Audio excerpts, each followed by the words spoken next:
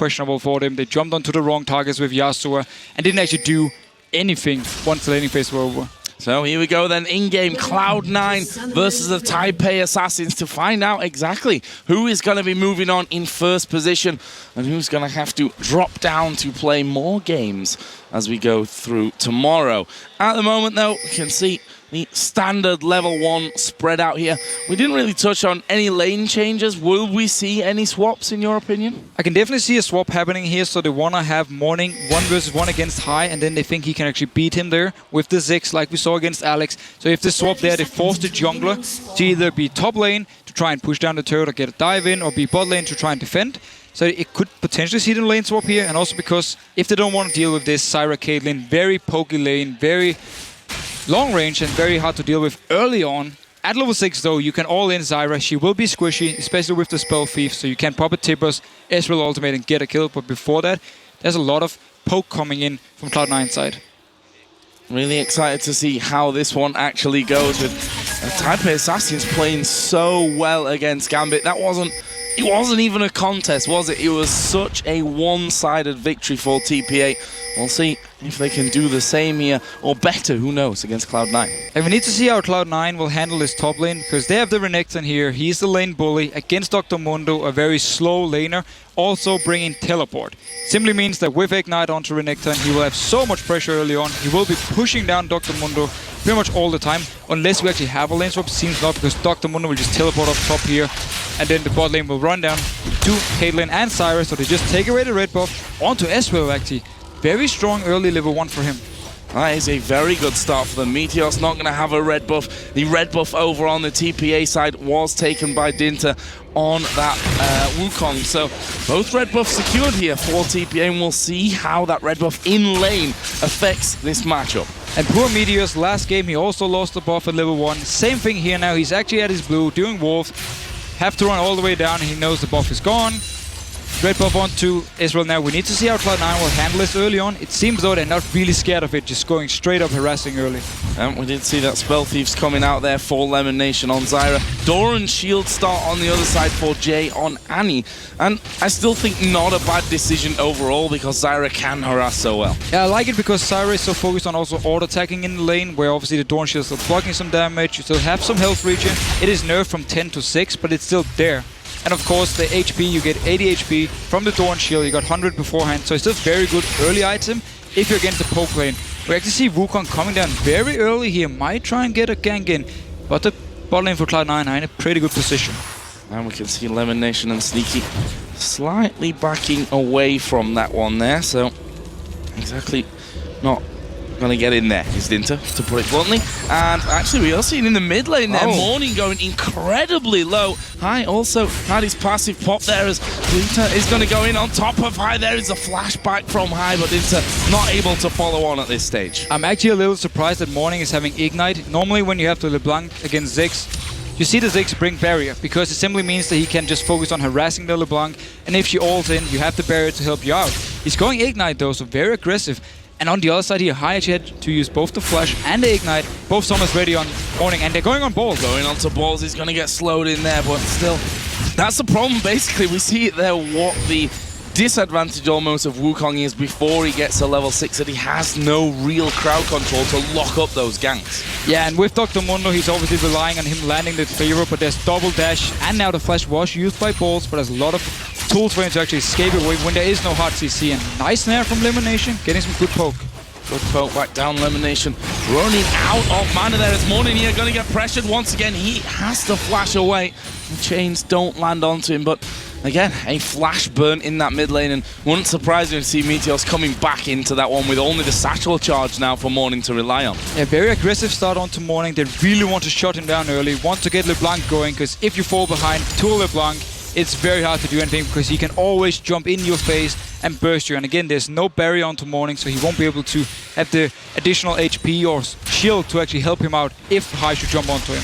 Yeah, and we saw in his matchup against Karthus that when that Karthus comes towards you, usually you're going to take a step back and try and avoid his damage. He went straight forward, went in there with the damage, fit in with the ignite that he was running there rather than the barrier that we may have expected. So he's looking for that. Harder to do against a LeBlanc, though, there's no doubt about that. That's why it's so smart what Cloud9 is doing. The early gang from Meteos, of course, to force the summoner, and the very aggressive play from high early on where he's using the ignite. It's actually one thing Bjergsen was talking about, how the NA mid laners, they like to ignite early just to apply pressure in the lane and force you to more or less flash out or at least back out of the lane.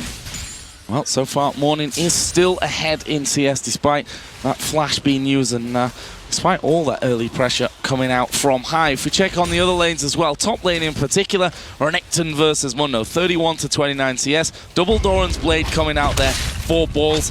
And again, I mentioned it earlier on when we saw the Renektons.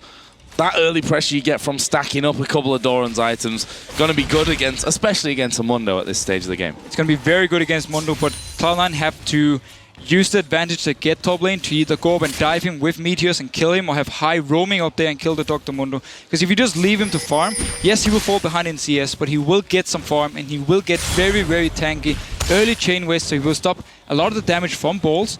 We could see High actually roaming up if he keeps this pressure going in the mid lane, because once you push up the wave, he can then roam up top and force a dive onto Dr. Mundo, pop the ignite on him when he pops the ultimate and just kill him. And in the last game, we heard a lot of praise for the Cloud9 bottom lane. They are not messing around this time either. 53-39 CS there. Sneaky having the advantage. And actually, we're going to be seeing Wukong heading down there. Still not quite level 6, though. But this bot lane, just as we talked about Caitlyn, Zyra, you have so much early game poke onto Ezreal and Annie, and there's little they can actually do because they can't all in you before the level 6 mark.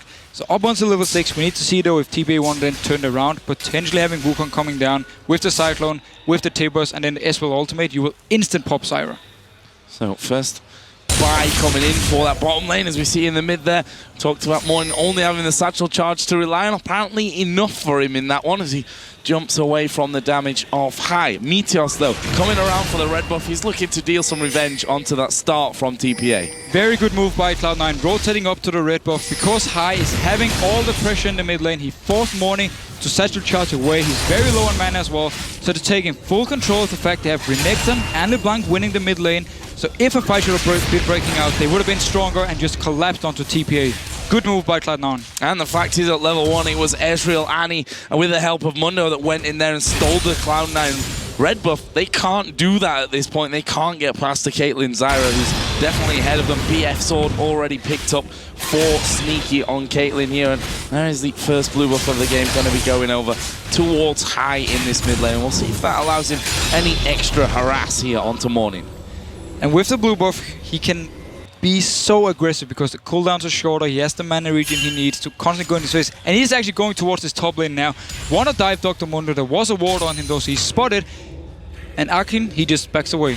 Yep, moving straight away from that one, realizing that he just can't stick around at this point. There was the blue buff just given over on towards Morning. He in the same position, going to be able to spam a lot more out in that mid lane, and that will probably allow him to really bring the CS back, especially since High now having to recall picked himself up that Fiendish Codex. And once again, we see the jump from Meteos being involved as the first. It is the E, so he will be able to get the reset in team fights. I like this. Especially because Cloud9 with LeBlanc will have a lot of upfront burst damage. Someone will throw a blow or just die instantly, or then Meteos can come in, get the kill himself, get the reset, and continue going.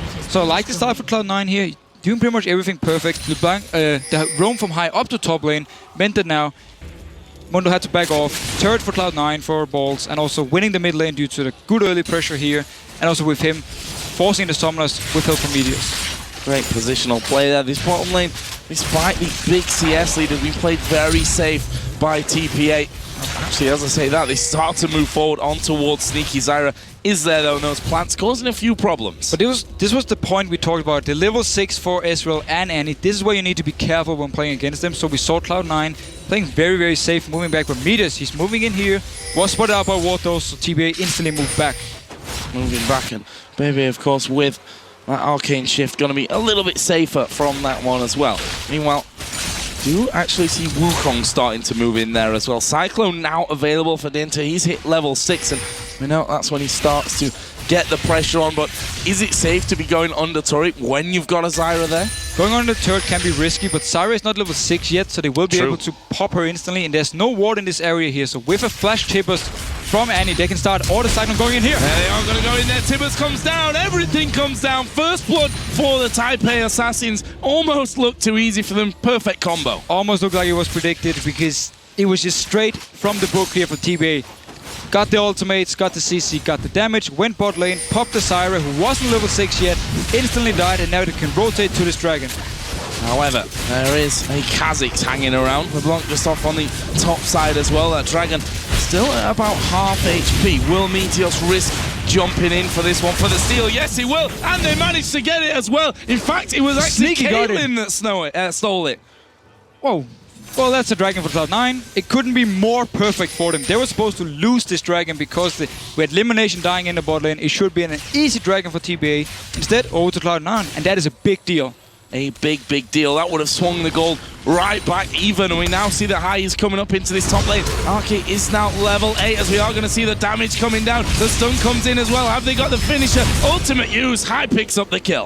Very nice play by Cloud9 and High. But look here again. What he's doing, he's pushing up the mid lane and then he's just roaming. He knows that Dr. Mundo is going to be pushed down to the turret. There's nothing he can do to push out against Renekton. So Paul is just executing him every single time they have the chance. And they're sticking around here for the inner turret. There's no real response from TPA. Already half of the turret's health is gone here. And they've got still 3 minions with them. They're going to be able to pick this one up. That is a very well played move from Cloud9. It puts them 3,500 gold in the lead here. Just 11 minutes 42 in. Meteos covered that mid lane, so the tower didn't really take too much damage either. Exactly, and while High has been falling behind in CS now, it doesn't matter because he's roaming elsewhere, he's making plays, picking up a turret for them, picking up the kill of course. And Meteos, as long as he's going mid, every time High is roaming away, the farm isn't wasted and Meteos can try and defend the turret against Morning. So very good play wall, but also credit to TPA for the move they did early on. They did lose the dragon though, so it wasn't actually worth it. And I think maybe say that was great from Cloud9 rather than of course bad from TPA. I mean, you can only do so much to make sure you're safe on that range of Caitlyn there. Pretty much just outdoing them when they were distracted with Meteos diving in there on that backside. But we are going to see the first couple of items coming out as well. Tiamat for Renekton with the Giant's Belt. Needlessly large rod moving up to that DFG, which makes High's potential moving around the map even stronger. And a Bloodthirster for Sneaky. Very strong items, especially the DFG on LeBlanc. Getting it this early is a big power spike because it means you can pop pretty much everyone. Even the Dr. Mundo, if he goes up there, once again with Renekton, instantly pops him down, just kill him. So like this item build he's going for, he will be a little bit more squishy if he gets caught out. So he's putting a lot of effort, or at least putting a lot of pressure into his own position in team fights.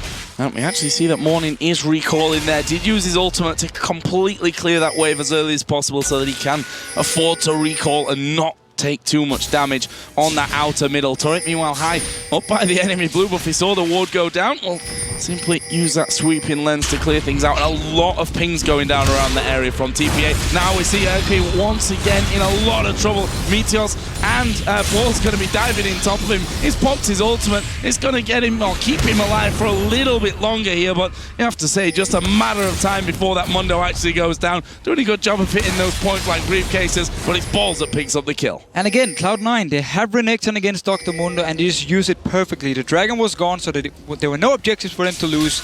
Meanwhile, the Wukong is moving slightly towards the bot lane, but doesn't seem like he's going to do anything, just go up to this blue, so they will be able to get the blue buff. But once again, Mundo dies in the top lane. Cloud9 just using the advantage they have with Renekton. You see that, despite that ward from early on, Morning is going to get his hands on that blue buff. So no steal on that front. High going to get some damage off onto the turret. And you see that Morning, he's just hanging back from this one, especially the fact that Balls has started to come around. So far with this one, a good little rotation coming out for Cloud9 with that inner turret going as well. In fact, High's going to dive in there on towards DinTer, and that is the kill. High not with that DFG finish just yet, but he's still got the damage to do it. And the very good deep wards from Cloud9 spots out Wukong so he can get the kill here. And look at the ward placement for them. They have 3 wards in this area of the jungle. Now on the top side they have 2 more wards. It simply means they can roam everywhere they want because they have full vision of TPA, and now they can take the bot turret. Their early game for Cloud9 is just perfect. Not a kill, but it doesn't matter. That really wasn't the objective there. It was to force them off that tower, get the easy kill. The third one of the game here for Cloud9. Already up to the inhibitor turret in that top lane, and that's, well, that just shows you how much of a bully this Renekton is when he has someone to go up there to help him. Really, he couldn't do anything about that one. He had to back away. They had to lose those turrets. And also, just look what they always do in Cloud9. Every single time they have the chance to move Meteos mid lane so he can get some lane farm, they do it. That's why he's constantly pulling ahead in CS. And it's so good on Kha'Zix because you need items. You want to have Brutalize, you want to have Last Whisper so you can really start doing damage in the team fights. So like the way to do it. And we just have to highlight once again, look at the vision control for Cloud9. They have the pink wards on the defensive side, so they have full vision in this area. And of course, they have all the deep wards into the jungle of TPA. So with the DFG now onto high, he can just roam wherever he wants. And if he spots out Wukong, if he spots out Ezreal or Annie or Ziggs, he's just going to pop them instantly. We see that Sneaky gone for even more damage here, picking up that pickaxe. We'll see if he goes straight in towards that Last Whisper. Meanwhile, Blue Wolves do come up, and High is going to have that one. DFG is now done for him on the roam. We've also got that Hex Drinker now done for Meteos. So nice little spike in damage. Everything really going to plan so far for the American side. And we have some early magic damage and magic penetration onto LemonNation, so he really wants to help in this snowballing. He wants to have some damage in the team fights. And look at High. There is the DFG already put down. There is a stun. Is he going to be able to follow up? No, he's not. But he's going to force him once again out of that lane. It means more turret damage. And he can do this every single time Morning walks down the lane. He can just jump onto him, force him back. And now he can actually maybe take up this turret because Mundo, he's far away. He's not even actually moving towards mid lane. Or is he? I think he is, but he's going to be slow to get in there. We've seen Cloud9 pushing up that bottom lane. Once again, a solid almost 40 CS lead for them on that front, and now we can see a move for Dragon. And this is so risky if TPA wants to fight. Wisely enough to back away because you had Mundo far away, Tilwas was up, yes, but then you had Ziggs, had to go to base, had to run back in, and also because Cloud9 are so far ahead, they have so many early key items. Even the magic damage onto Syra is actually meaning a lot in the early stages. We have a 6,000 gold lead for Cloud9 as High is going to dive in once again. And Morning sees half of his HP just disappearing, and there is turret number 4 for Cloud9. All the outer ring is now taken down. And to be honest, TPA are almost feeling the opposite of what they did to Gambit a little bit earlier on today. And the worst thing for them now is that actually, oh, the Tibber's coming. Tibber's coming in on towards LemonNation. He actually walks into the True Shot barrage, dodges the kill, but dies anyway. That was the Ignite actually coming down from Jay that got the kill. So one thing still works for TPA, the Tibber's into Ezreal ultimate combo that we talked about in Champ Select. So much damage, and again, LemonNation is the target. He's very, very squishy, so to take him down, can they actually get towards his turret? I don't think so, because the rest of Cloud9 are here. Yep, and there we do. In fact, see Ball dive right into the middle. Sacral Charge will knock him off. DinTer gonna run the Cyclone as we see the bomb come over. Lands on towards Sneaky, but High right in the back there. Does manage to pick up the kill on toward Wukong, and they're gonna keep going from this one, surely. Balls actually starts to fall a little low, and they realize, okay, we can't keep going from it, but we'll pick up the kill. And that was only 4 members from Cloud9 going in for the fight here. LemonNation is coming back now. He will join in with the team to help defend this turret. But Cloud9, every single time they fight, High is there. He will pop someone, and we saw him just kill Wukong. He pings to fall back because High is coming in. He goes on towards Morning. And again, use that Satchel Charge just to dive as far away as possible. And he keeps getting caught up in the grasping roots as well. And he loses half of his HP. And here's what Cloud9 are doing. They're moving Renekton up to the top lane to just push down the lane, and then they keep the rest of the members here in the mid lane, pushing it up with Sneaky, of course, with LemonNation clearing the wave all the time. And then you have High just, whenever someone is close to try and clear the wave, he'll just jump into your face and harass you. And if you go too low, there's the ultimate from Sneaky to finish you off, or just the rest of Cloud9. Oh, they're going in onto Mundo. DFG was used. Here comes DinTer from the side, though. But he's not got the damage. Sneaky did use the net, the last of his mana, really, to get himself out of danger. And that is more damage coming onto that mid turret. And just showing that Mundo, whilst he is tankier than the rest of them, he still can't really stand and bang when High gets involved. No, he never really had the chance to get all the items or the farm he needed, because every single time he actually tried to get some CS up in the top lane, someone from Cloud9 went up there, killed him, made sure he couldn't actually get a lot of farm, and that's also why Balls is so far ahead in CS, and also the 2 turrets down in top lane. 178 to 125 on that front. There's some Fire Cape along with the Tiamat now. Brutalizer also picked up for Meteos on Kha'Zix, and the Last Whisper for Sneaky. So everything coming to plan. We talked about the power spike earlier when the DFG and Bloodthirster were done. There's a little bit more now added in. A little bit more, and Cloud9 are just extending the lead. They're doing so well with everything. Not taking any chances, actually. They're not going in for a risky team fight. They've been playing it very smart on the map, using the vision they had, and also used the fact that their champions at the moment are stronger. That's why they're splitting up here. Kaden all the way up in the top lane, with LemonNation and High as backup, and only Ziggs is up there. He can actually push it all the way down to the turret, because Balls, he's keeping the rest of the team down here. Yeah, I think Morning's going to have to be forced to use his ultimate here if he's not careful, because if he's alone there, they will have a go at him. Meanwhile, Paul's getting somewhat caught down on the bottom of Meteos, diving in on towards Annie. Actually, a good stun coming in. Ultimate use here by Meteos. Will he be able to jump away? There's his second activation. Flashes over the wall. Safe. Flash use, though. And he's playing very aggressive, but he can do it because his ultimate is involved, so he gets the extra stealth. He has one more second now also in the 4.3 patch. Simply use it to get away here, even though he actually went onto Annie, but didn't have the damage to kill her. Cloud9 back on towards that inner turret in the mid lane as well. Top's already gone down, let's not forget, as Balls and Achie going to go head-to-head here in this bottom lane. This will be interesting to see. Ultimate actually popped there by Balls. Doesn't want to go underneath that turret, but just showing he can still force this Mundo out. Now, Cloud9, it is of course hard to push against the Ziggs. Ezreal doesn't really provide any direct wave clear, but at least from a distance he can shoot his Q in, hit the first minion, and then as long as he has time he can actually get a lot of damage onto his minions, and then obviously combined with the bombs from Ziggs, it can be hard for Cloud9 to push. They can be forced to actually have TPA moving out of the base, maybe setting up a Baron or diving them under the turret to get the kills they want, because at the moment TPA are just staying very far back and just trying to farm up. Well, they certainly can't afford to go into the top side of their own jungle right now. They lost that inner turret in the top lane. The wards are all belonging to Cloud9 right now. And that's pretty much down. Yeah.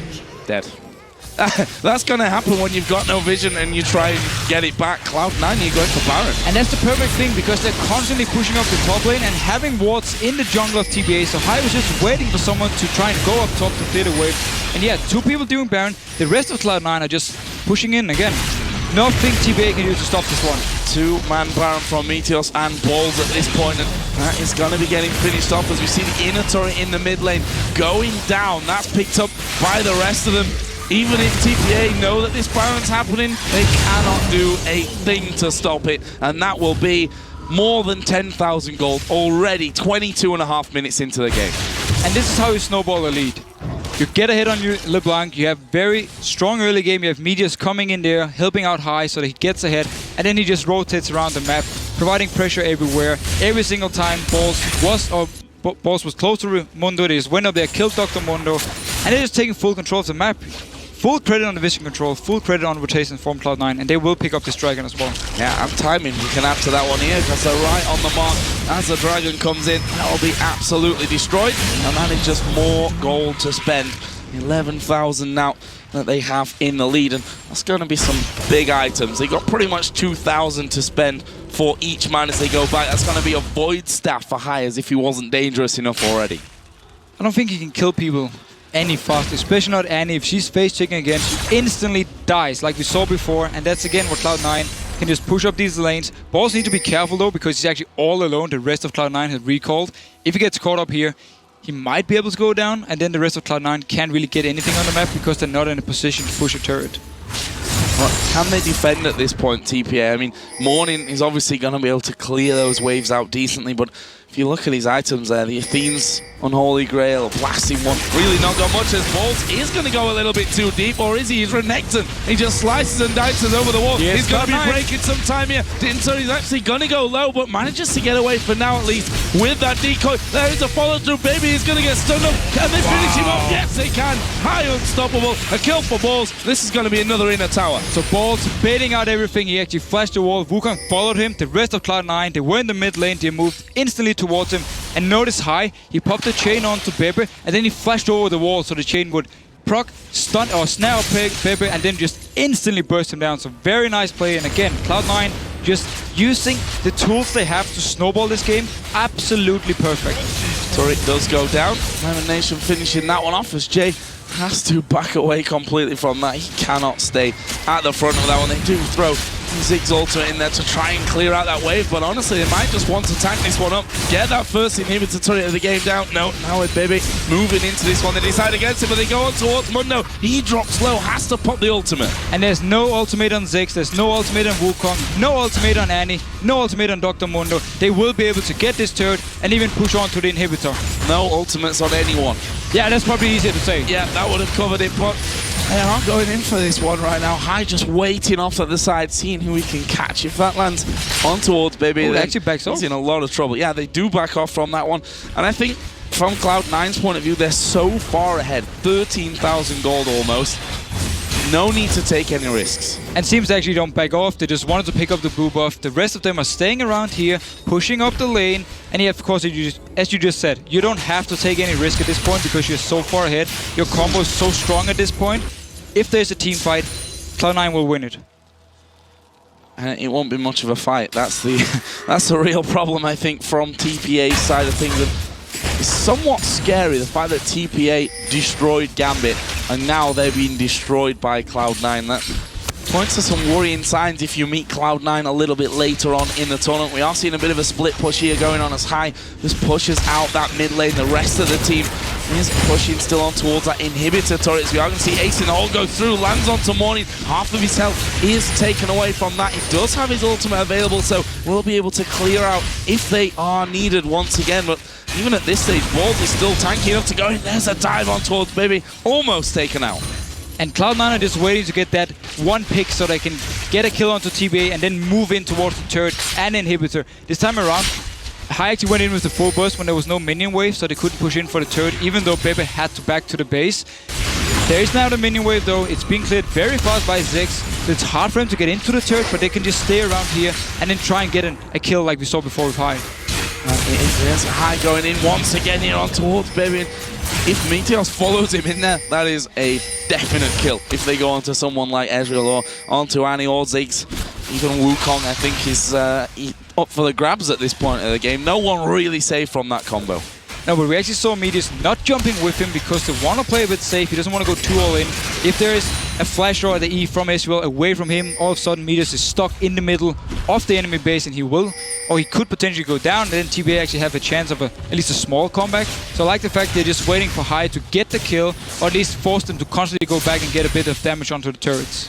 Yep, High doing decent amounts for a LeBlanc auto-attacking a turret at this point. The rest of the team actually coming across. There's the ace in the hole. It connects on towards bebe. Half health again taken away. He's going to have to go back and heal. Actually, High having a few problems with the minions there, doing a little bit too much damage to him. I mean, what's the solution here for TPA? Just to defend your base and hope that Cloud9 make a mistake? Yeah, TPA can wait. This is why actually we see Sneaky not going towards the turret, because if he moves in to attack the turret, you have the flash tables, of course, you have the Wukong ultimate, you just instantly try and pop him. That's why he's staying back. That's what TPA needed to actually happen. Cloud9 to make a misstep, be a little bit greedy, either diving in or trying to get the turret, and then they could just pile onto them with their all-in combo to have here, because again, if they catch a target with the tables, with the ultimate from Wukong, they have a lot of instant damage. Top lane was pushing in towards the base as well, and you see Mundo just heading off to do that one. We also saw some items being picked up on that last shopping trip. Kha'Zix's Last Whisper, Caitlyn Phantom Dancer, Renekton Spirit Visage. Again, a big spike in power for Cloud9. The question is, how are they going to finish this game? They had that last Baron. Will it be a case for waiting for a second? They're currently 13,000 gold in the lead. Yeah, they can do the same where they move into the jungle of TPA, ward it up, and then if someone face checks, someone like High, they just instantly blow him up, and he's actually in a very good position here, but he's having very little amount of vision down here, so he needs to be a little bit careful. He doesn't actually face check TPA. 3 of them sat waiting in the brush there by a red buff. Oh.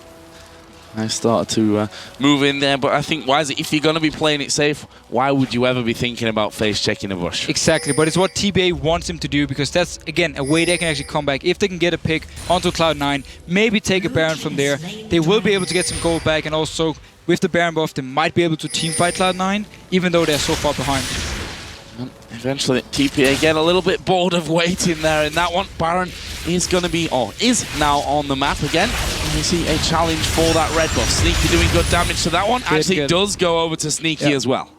Ultimate actually used from Ezreal. He didn't manage to pick it up, but he really wanted to get this red buff. And now Cloud9, every single member is around here, putting down the wards, getting the vision, and meanwhile, is actually starting Baron here, or Meteos just waiting in there? He's just waiting in the pit for now. Sat waiting, but with Balls and Sneaky there, they can absolutely hammer that Baron down. They've got the control of LemonNation and the constant blow you up damage threat from high, as we are going to see them start to move into this one. The ultimate goes down from Zyra. Balls gets knocked up there, and bebe having to flash away, but Meteos actually chasing in. That's a good satchel charge. LemonNation has actually gone down there, and we can see that high now going in on towards Achie. Will they be able to finish him off? Yes, they will. Double kill, 3 for 1 in favor of Cloud9. He jumped into it. Yeah. He jumped into it. That's, okay, a shutdown, which is definitely not bad at this point. It actually means now gold. that TPA can try and stop this Baron.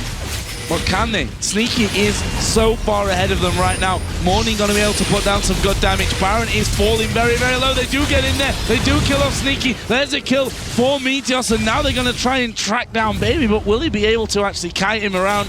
No, Balls backs away. Baron stays alive. So TPA actually managed to stop the Baron here, delay the game a little bit. The teamfight itself, where actually Meteos jumping into the face of both Ziggs and Ezreal in the last fight, pretty much all alone. And he couldn't actually kill him, but he didn't die either. Meanwhile, the rest of TPA, or the rest of Cloud9, were trying to kill Wukong, were trying to kill Dr. Mundo, and actually ended up losing a member to it. But then they picked up a few kills until High actually jumped into the ultimate of Ziggs. First turret of the game for TPA has just been picked up successfully by the minions down in that bottom lane. First one of the game, and that gold lead not really getting any easier for them to be dealing with in this one, as LemonNation just clearing out Baron once again, and TPA know that if they're to have any chance in this game, they have to challenge on that Baron. Yeah, but they are doing a very smart thing actually as well, where they move in instantly now after the fight to go in and clear the vision from Cloud9. These wards will disappear, the pink ward can be cleared out, so they will regain some control of the jungle. They can at least move there now for the next at least half a minute or 10 seconds before Cloud9 actually moves in and just does the exact same thing, ward it up once again, places down either the trinket or pink ward in this bush, so they make sure there's no ward from TPA's side, and just try and do the same thing, bait out the Baron, bait out the fight. That's exactly what's going to happen. LemonNation actually up at the front of that one. He's now got his Leandra's Torment done. One of those sorcerer shoes, as we are going to see the ultimate coming out, and actually not straight back from that one. High trying to get in onto them. Will they be able to pick up Achie's? Actually all on his own really on that top side of the jungle. He's going to try and run away. Balls is coming up from the side. Nice dodge of the grasping roots. That should allow him to back off. It is an ultimate down. Dr. Mundo doesn't have it in case a fight should break out. It will be a little bit easier to take down without all the health regen from his ultimate. And Cloud9, they're just staying around this Baron area. They really want to have all the vision here. You see the same ward every time onto the red buff, so they can see TPA moving between these bushes up here and around the red buff. Cloud9 now sat again off to the side. Are we going to see Baron started off? Yes, we are. It is going to be Sneaky and Balls to get that one going. Meteos, LemonNation both stood on that front side. We've got basically 3 of them trying to zone out TPA this time around. 2 not enough last time. There is the bomb, which is only going to help that Baron go down. Surely we are going to see the knock up in there. DinTer goes down, blown to pieces by High. Then they jump on towards Jay. That gives a recess to Meteos. Not sure he'll be able to finish off Achie on his own. LemonNation starts coming up. Ulti is available there for Achie. He's regenerating pretty fast from this one, but he's going to be chased down. Lands a good cleaver on towards Meteos, who jumps in on top of him. There is bebe from the side. They may be able to turn this one around, at least force Cloud9 away. In the end, Sneaky did pick up Morning in the mid lane as well. Baron was still not taken. But they can go down to the Baron now. There's only 2 members alive from TPA. Once again, baiting out the Baron. He had actually started with 2 members, but the rest of Cloud9 were just standing on the right side of Baron, having TPA running in. Wukong instantly died. Ultimate from Zyra, and obviously the burst from High. He's dead, he's gone. And now they should be able to pick this one up. It's only Ezreal nearby here. Will? He doesn't have his ultimate, so let's see what he can actually do. Let's see. He can land. Basically, there's going to be a queue going through there. We do see Mundo coming in there as well. Baron very, very low. He's going to be picked up by Cloud9. This should be a couple of kills for them. bebe destroyed by Meteos. They move on towards Achie. There is High as well. And it will, in fact, be a double kill in the end for Meteos. Double kill to Meteos. We have the Baron buff. Sneaky is staying up here. He can get a lot of damage on this turret. Nope. No, actually, he gets killed. Yep, kills it. That's about as much damage as you really need, to be honest. And obviously with that Bloodthirst, a Phantom Dancer, Last Whisper, and another BF Sword in there, he's healing himself back up to safety if any damage does come down. And the bot lane is pushing up for Cloud9. They have a very big minion wave coming here, so they can get this turret, can go towards the inhibitor, and everything is just looking so good for them. Moving in on towards that inhib turret, shredded to pieces, as well as High goes in on towards Jay. Doesn't follow through there with that full combo, but this is 2 inhibitors down now for Cloud9. Baron buff, 2 inhibitors down. You have Kha'Zix, who's been getting the right items. He's got double kill just before. He's very, very strong. Of course, you have LeBlanc with 6 kills. While Renekton is going to fall off, he's not going to fall off when you're this far ahead, because he's still very, very good. He just doesn't scale the same way as something like a Dr. Mundo. But at this point in the game, because Cloud9 is so far ahead, he's still very, very strong and doing a very good job.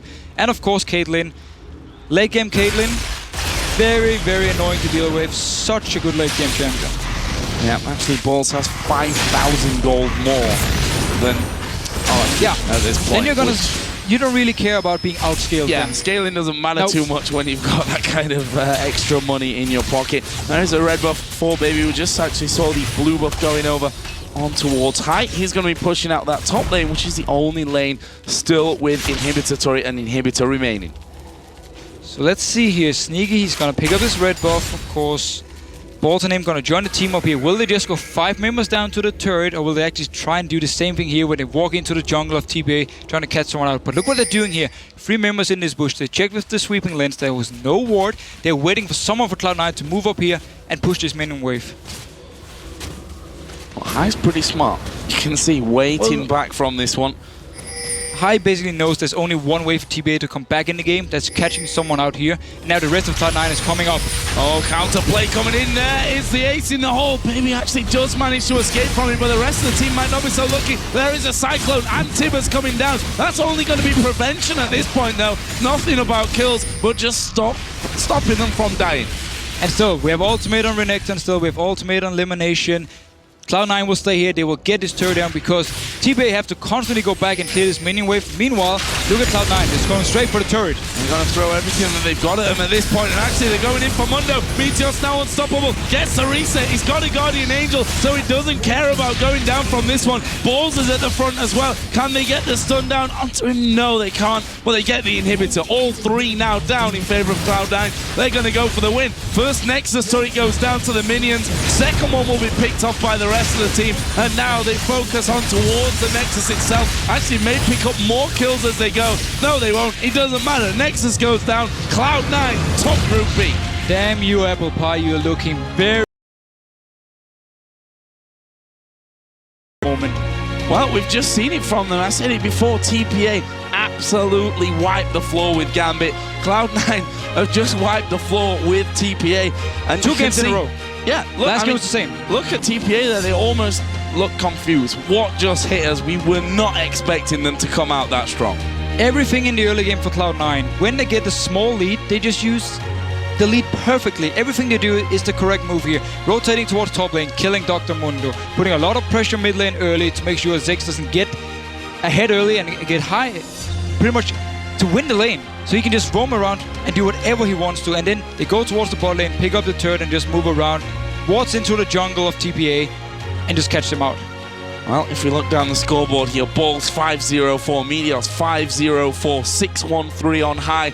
The bottom lane basically provided a ton of assists through that one as well, but maybe even more importantly, had such a strong laning phase as well. Very good laning phase, and of course they had the wave clear, they had the sieging potential, and also we saw when they actually did the Baron, is LemonNation standing there, landing the snare, so High could come in, pick up the kill onto Wukong, and then they could take the Baron afterwards. And yes, the bot lane didn't have to do too much this game because with LeBlanc this strong, you have the early game covered more or less, and then obviously Meteos, once he got the items, he picked up everything he needed in team fights. And Balls, again, he was so good. This Renekton 5-0 and 4. Perfect performance by him. Well, a more than impressive day here for Cloud9, but it's not over yet. They have to come back tomorrow and do it all again in the semi-finals. We're going to head over to the analysis desk, though, where Quickshot, Crepo and Froggen are ready to break down that game. Thank you.